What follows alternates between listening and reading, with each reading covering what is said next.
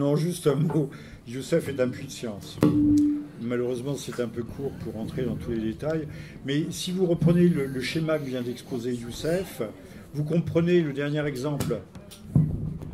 Vous comprenez? Non, là, vous l'avez éteint. Vous comprenez le dernier exemple que j'ai pris de ces juifs religieux sectaires qui prostituaient des femmes à des Palestiniens, puisqu'il s'agit de la négation de la loi. Nier la loi, c'est un acte religieux. On pourrait prendre des exemples. Dans la vie courante, il n'y a que ça, si vous regardez bien. On va libérer Patrick Henry. C'est M. Badinter qui a fait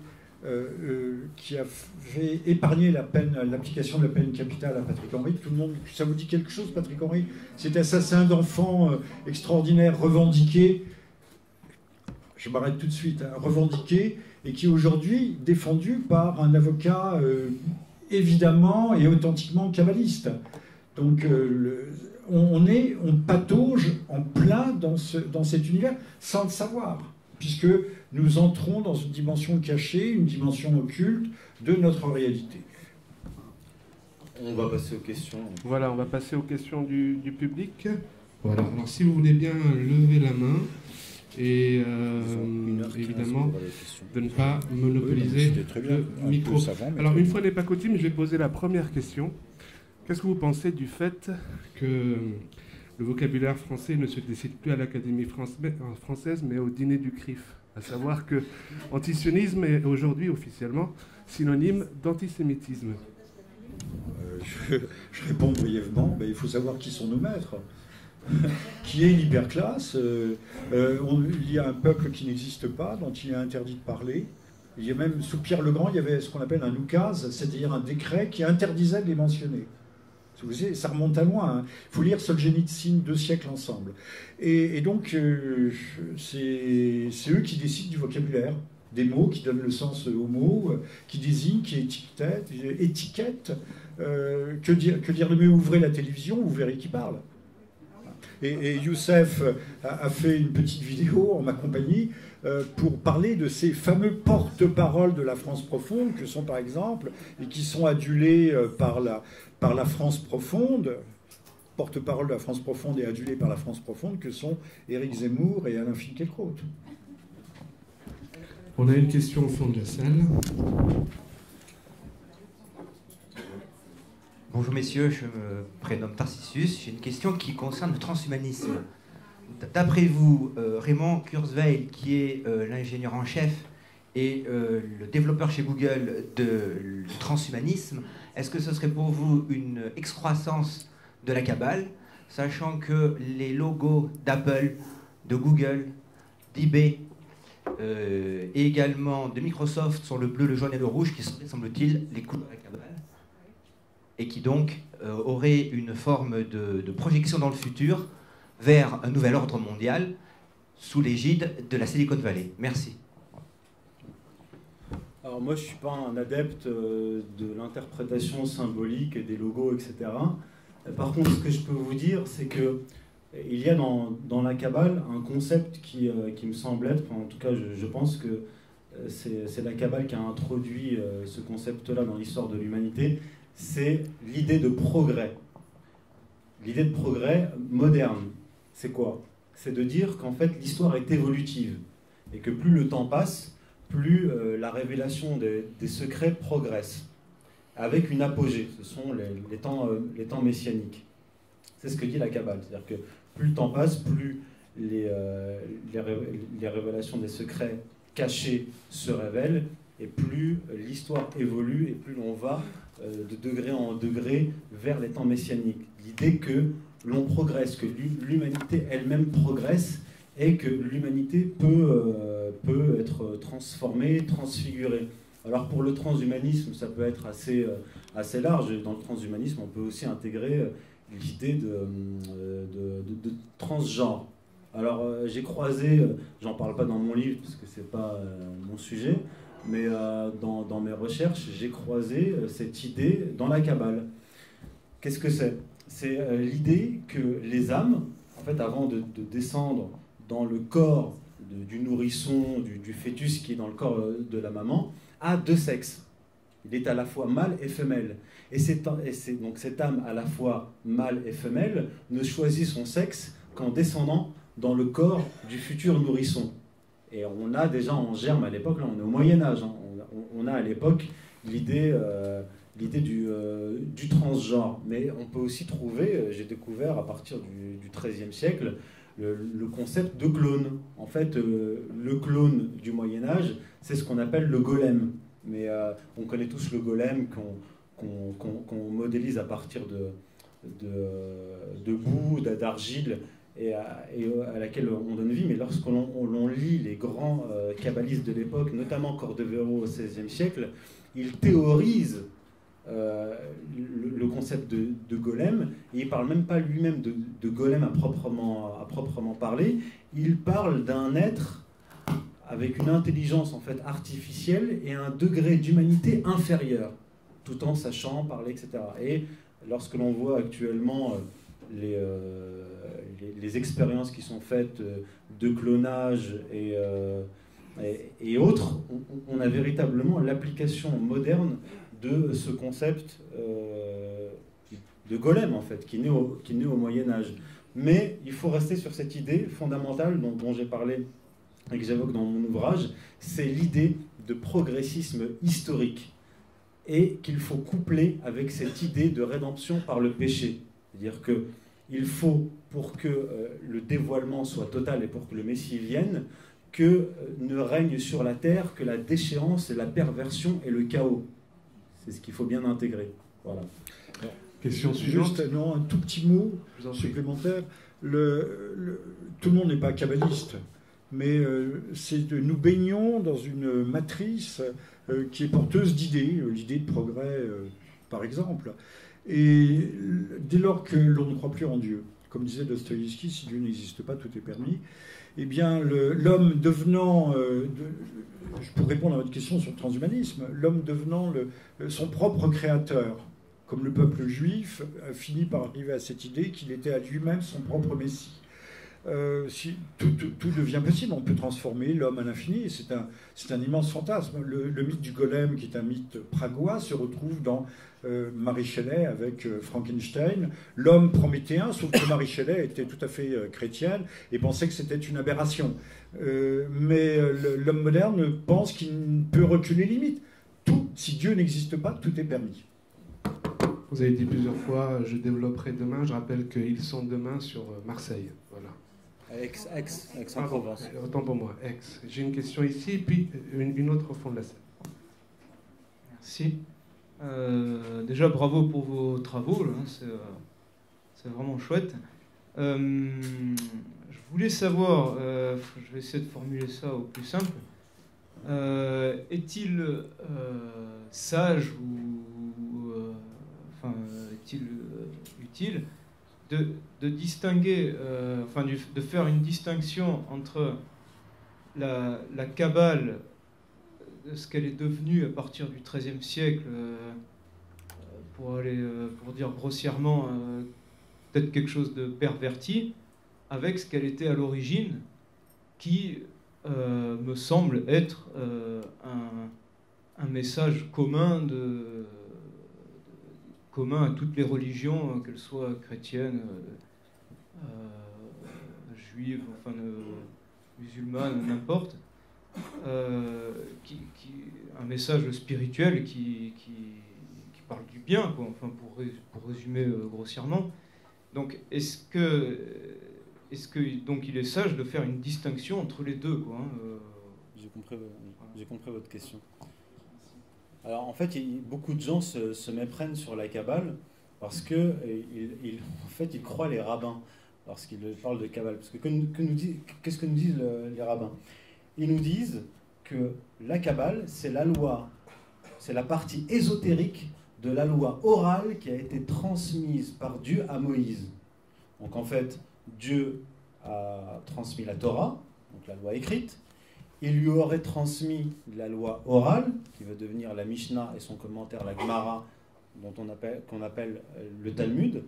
Et il lui aurait aussi révélé la partie ésotérique de cette loi orale, qui serait la Kabbale. Donc en fait, la Kabbale serait née au XIIIe siècle avant Jésus-Christ, à l'époque de Moïse. En fait, c'est absolument faux. La Kabbale naît au 1er siècle. Elle naît, j'en parlerai demain en détail, dans les milieux apocalypticiens, soit pharisiens, soit esséniens, peut-être même les deux. Selon Gershom Scholem, c'est les deux. Et la Kabbale va bien sûr partir d'une certaine lecture du judaïsme, de la Torah, mais surtout va intégrer tous les concepts gnostiques. La gnose est une religion syncrétique du bassin méditerranéen qui mélange masdéisme, hindouisme, religion grecque, etc. et d'autres religions, qui est une religion dualiste, avec un Dieu éloigné, inaccessible, et un Dieu matériel, donc le Dieu du monde matériel, le démiurge, qui est l'agent créateur du monde matériel et qui est un Dieu maléfique. Je ne vais pas rentrer dans tous les détails. Mais la Kabbale va intégrer tous ces concepts. On trouve du panthéisme, on trouve du dualisme, mais en fait, la Kabbale, comme elle ne peut pas dire officiellement qu'elle adore deux divinités, elle va dire qu'en fait, il existe deux perceptions de la même divinité. Le Ein Sof, c'est-à-dire le Dieu éloigné, et le Dieu qu'on connaît. Par exemple, Yahvé, le Dieu de l'Ancien Testament. Donc, il ne faut pas se méprendre et il ne faut pas se laisser duper. Moi, je veux dire, je ne sors pas ça de ma tête, je me fonde sur un certain nombre de travaux, dont les travaux du plus grand spécialiste de la Kabbale, qui est Gershom Scholem. Et j'ai un certain nombre de lecteurs qui sont guénoniens, qui sont des lecteurs assidus de René Guénon, qui viennent me dire non, vous n'avez rien compris à la Kabbale c'est ça, c'est la partie ésotérique, blablabla. En réalité, si on veut s'intéresser sérieusement à la Kabbale, il faut lire les rabbins et il faut lire les spécialistes de la Kabbale et non pas René Guénon, qui n'est pas un prophète. Voilà.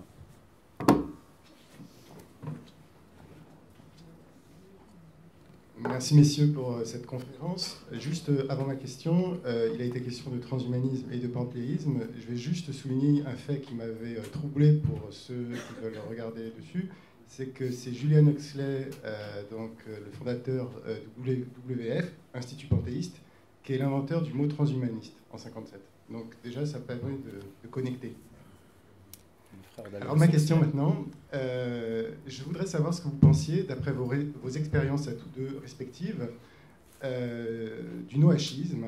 Donc le noachisme s'adresse donc à la gentilité, je vous laisse développer, qui est également présent dans la Constitution, dans le socle éducatif américain depuis 1991, et certaines mauvaises langues disent que les droits de l'homme, c'est du noachisme qui ne dit pas son nom.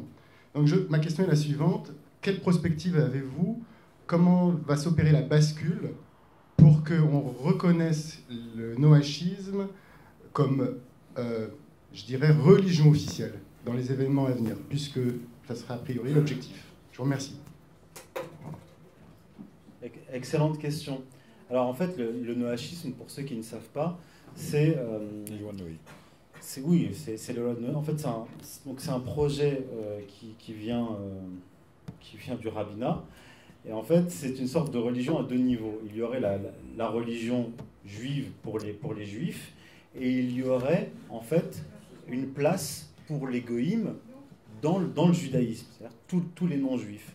Et en fait, nous, on aurait à appliquer que les 7 lois de Noé. Donc il y aurait une sorte de hiérarchie, avec Pierre il en parle, la classe sacerdotale, d'accord, le rabbinat, et en dessous l'islam, le christianisme et toutes les autres religions, qui elles n'observeraient que les 7 lois de Noé, alors que les juifs doivent observer les 10 commandements, plus en fait, au total les 613 mitzvot, c'est-à-dire les 613 commandements. En fait, ce projet, c'est la phase finale d'un projet messianique dont je parle dans mon ouvrage, qui se résume ainsi. Gershom Scholem écrit à propos des kabbalistes: les kabbalistes se sont efforcés de transformer la loi du peuple d'Israël donc les kabbalistes se sont efforcés de transformer la Torah pour faire de la loi du peuple d'Israël la loi occulte propre à l'univers. Ça veut dire quoi? Ça veut dire que depuis son élaboration et sa maturation, les kabbalistes ont eu pour projet d'abord de subvertir le judaïsme de l'intérieur, pour en fait devenir les maîtres du judaïsme, parce que ce qu'il faut savoir, c'est que les talmudistes ont combattu les kabbalistes du 1er siècle jusqu'à la fin du Moyen-Âge. C'est un combat qui n'a jamais cessé jusqu'on va dire, à peu près le XVIe siècle, et qui a permis au final aux kabbalistes de pénétrer le judaïsme et de faire intégrer au judaïsme orthodoxe tous les concepts kabbalistiques. Ça, c'est la première étape. La seconde étape était de pénétrer le christianisme et l'islam pour les soumettre au judaïsme. C'est ce qu'a tenté de faire Solomon Molko dont je parle, mais aussi les kabbalistes chrétiens avant Solomon Molko dans la seconde moitié du XVe siècle. Après Solomon Molko, il y a eu Sabbatai Tzvi, donc en se convertissant faussement à l'islam, puis Jacob Frank au XVIIIe siècle. Donc en fait, le noachisme est le parachèvement de ce projet messianique de longue durée. Maintenant, pour faire un peu de prospective, qu'est-ce qu'on va nous dire demain? Bon, il y a le centre du noachisme à Astana, et en fait, c'est une sorte d'ONU des religions qui réunit toutes les religions.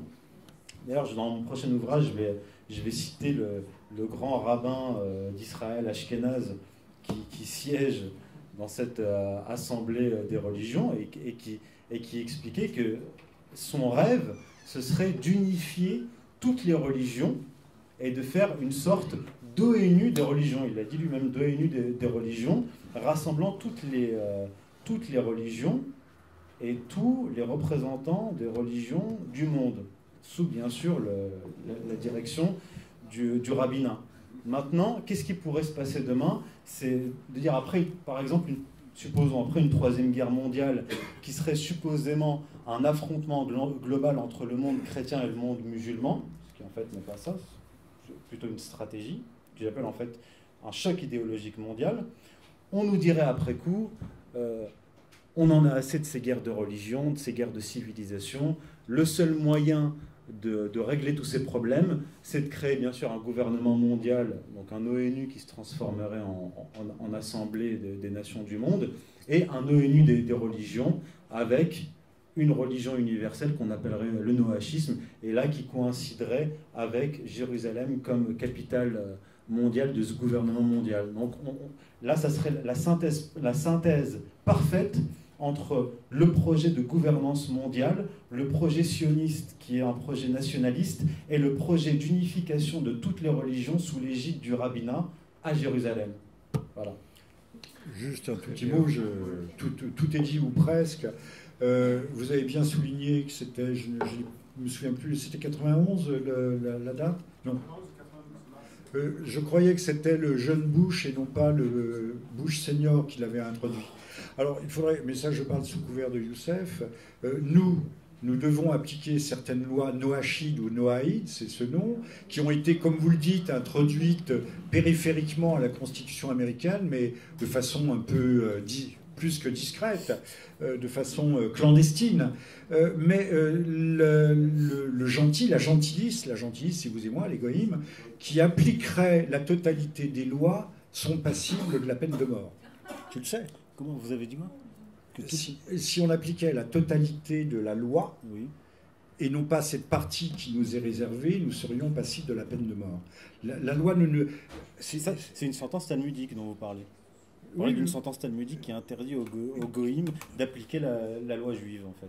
Qui leur interdit sous peine d'être éliminés. Donc il faut savoir qu'il y a quand même deux poids, deux mesures, très largement deux poids, deux mesures, et qu'il y a eu, non pas pour nous résumer, mais qu'il y a eu une contamination constante, d'abord du talmudisme par les idées kabbalistiques, mais également du christianisme, d'abord le catholicisme en Pologne, notamment avec Jacob Frank, mais avec les presbytériens du temps de Cromwell, en Angleterre, donc les calvinistes, et que par capillarité, ces concepts, cette vision du monde remonte et envahit tout, avec cette idée centrale de progrès qui mériterait d'être démontée, et non seulement démontée, mais de mettre en évidence ses origines, et ces origines qui ne sont pas des origines totalement rationnelles. On a deux questions avant la séance de dédicace. J'en ai une au milieu et je vais aller vers le fond de la salle. Oui, bonjour. Est-ce qu'on peut dire qu'en fait le messianisme, le sionisme serait un messianisme satanique? puisque toutes les valeurs sont inversées. Alors, que nous vivons, pas le sionisme, mais le kabbalisme, oui. Alors, pas le sionisme en tant que tel, parce que le sionisme en tant que tel est un projet dont j'ai exposé les origines, qui est au XIIIe siècle, donc, dans les milieux kabbalistiques, mais pas nécessairement satanique, comme vous le dites. Véritablement, ce qu'on pourrait définir comme le satanisme comme action historique apparaît véritablement avec Sabbatai Tzvi à la suite du fameux traité Kaf HaKetorat de 1500, où il est écrit que Satan se transformera en ange de sainteté et le mal en bien.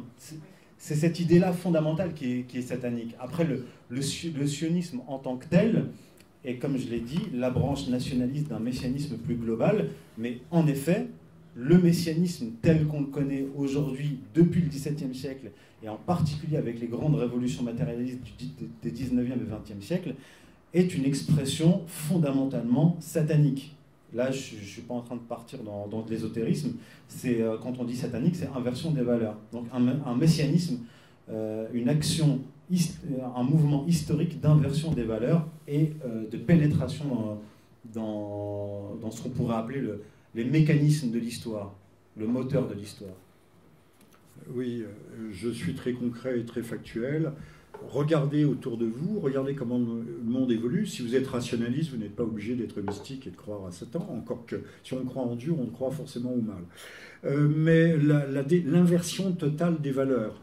Aujourd'hui, il suffit d'ouvrir un journal, une télévision, n'importe quoi, on vous dit que la famille c'est haïssable, la famille est haïssable, la patrie est haïssable, l'identité est haïssable, tout est devenu haïssable. Donc on est dans un processus de déconstruction et d'inversion qui ne procède pas d'une simple idéologie ou d'un simple mouvement de société progressiste qui irait vers plus de liberté. Il faut voir ce qu'est cette liberté. C'est la déconstruction complètement de l'homme et de la société.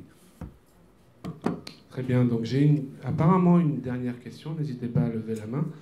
J'en ai une autre ici, alors c'est très bien. Et tant que j'ai votre attention, je veux juste vous préciser que le 9 avril prochain, nous recevons Michel Drac et Lucien Cerise, avec pour terme France-Europe, entre guerre économique et chaos social. Voilà, je passe la parole à la personne du fond. Monsieur Vernochet, vous avez parlé de la théorie de l'action.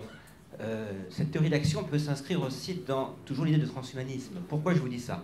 Un certain Albert Gozlan, sur Internet, parle de révéler le Mashiach par la Kabbale et lui donner une existence physique via le transhumanisme. Ce que je veux dire par là, c'est que dans la religion catholique, il n'y a qu'un seul Messie, c'est-à-dire Jésus, le Fils de Dieu, la deuxième personne de la très sainte Trinité. Et le Mashiach dont parlent les Israélites n'est rien d'autre que l'Antichrist, c'est-à-dire celui qui reviendra au sein du peuple hébreu, mais qui viendra pour une seule et unique fois faire le contraire de ce que le Christ a fait, c'est-à-dire le bien, sachant que le Christ est une personne divine, donc il fera des miracles, tandis que l'Antichrist fera des prodiges et répandra le mal et la destruction sur la terre. Alors, vous touchez du doigt un sujet tout à fait essentiel.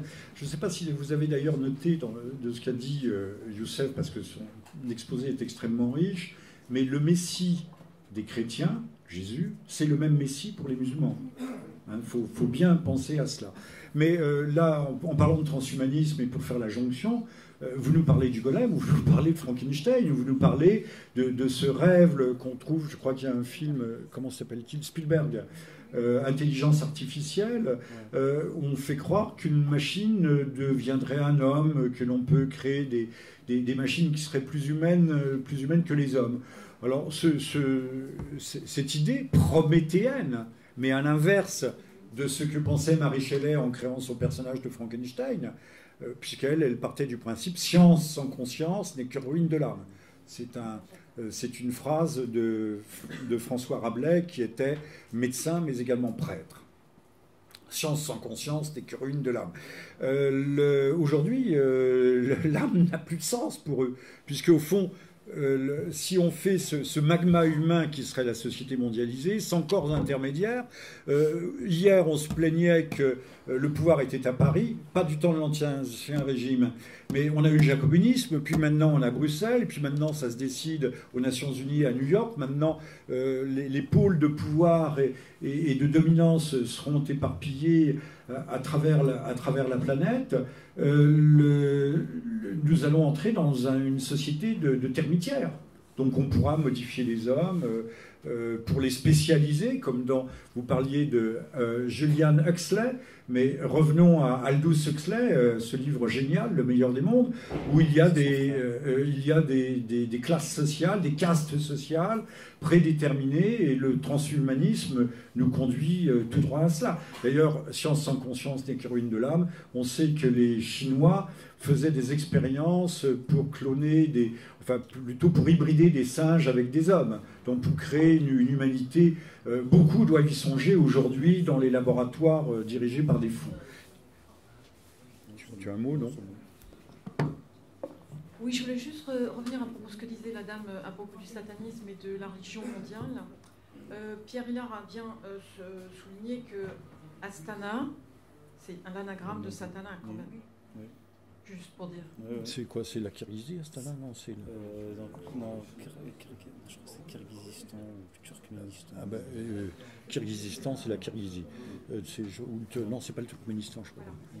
Que pensez-vous du projet Bluebeam, justement, qui veulent faire venir le Christ par des hologrammes, par des technologies?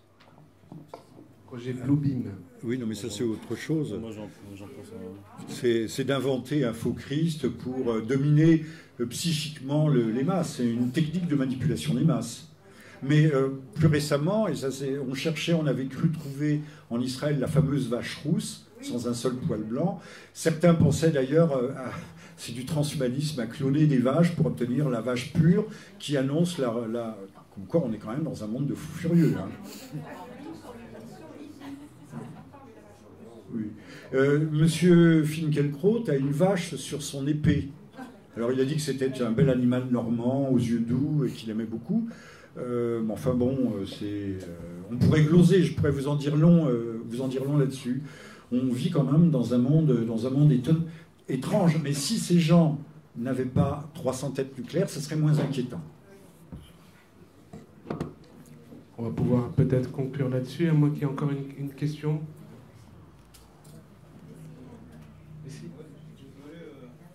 Désolé, une deuxième question de la même personne. Est-ce que c'est... peut-être je me trompe, mais dans la religion catholique, enfin chrétienne, le retour du Messie est annoncé aussi. Alors est-ce que c'est une supercherie ou enfin le fait qu'il reviendra pour juger les vivants et les morts, c'est un thème qu'on retrouve quand même, me semble-t-il, à moins que je me trompe.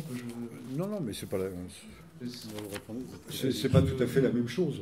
C'est une religion universelle, alors il y a aussi quelques mauvais côtés dans le christianisme, mais c'est une religion qui s'adresse à tous les hommes et qui ne s'adresse pas à quelques-uns. Vous constaterez avec moi qu'on nous dit tous les jours que la consanguinité c'est pas bon, que le métissage c'est excellent, qu'il faut la diversité des gènes. Alors que nos fameux kabbalistes sont des gens qui se marient de façon ultra consanguine. Le Freud aura différentes aventures, mais il va finir par épouser sa cousine. Le Einstein va répudier sa femme mathématicienne qui l'a aidé à se hisser pour épouser également une cousine. Le kabbalisme est tout proche de nous. Youssef a évoqué, je m'arrête ici maintenant parce qu'il est tard, le Jacob Frank, mais le financier, le comptable, le trésorier de Jacob Frank, c'était Rothschild. L'homme qui a fondé Herschel Meyer, merci. Meyer Rothschild qui a fondé la dynastie. Je vous laisse réfléchir sur la question. Le grand conseiller d'Obama en matière de géostratégie s'appelle Brzezinski. C'est une famille franquiste qui a émigré au cours du 19e siècle. Alors, il est peut-être plus franquiste. Gershom Scholem nous explique que le franquisme est mort, qu'on n'en parle plus. Oui, mais en attendant, il s'est diffusé. En tout cas, les idées sont diffusées. Et les idées, ce sont aussi des idéovirus. Très contaminants. On va peut-être conclure là-dessus. On va passer aux séances des dédicaces. Mesdames et messieurs, Jean-Michel Vernochet et Youssef Indy, s'il vous plaît. Merci pour eux, pour leurs explications.